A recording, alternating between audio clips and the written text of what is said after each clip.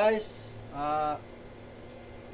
nag-welding ako nitong motor na Honda 125. Putol na po to. Putol siya. Ayun. Putol lang dito sa may engine support. Ito po, lagyan ko pa to ng empalme. Ganito po, ilagay ko ito dito para mag-lig-on, maging matibay. Katulad po nito. Ito. Tingnan nyo to. Kasi ito, wala na yan. Kung i-weldingin lang ito na walang ganito na empalme, wala po yan. Walang mangyayari yan. Ito po. Pinakita ko lang sa inyo ang kaunting kaalaman ko. Pasensya na kayo sa welding ko. Ganyan talaga ako mag-welding. Pangit ba? So, di pa po ito matatapos kasi ito kargahan ng tubig.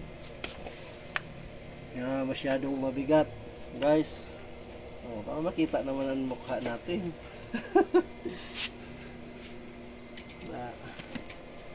Abutin na kami ng ulan.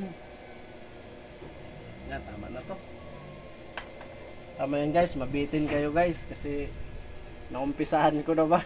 Nahuli, di ko agad naisip na lagyan ng video.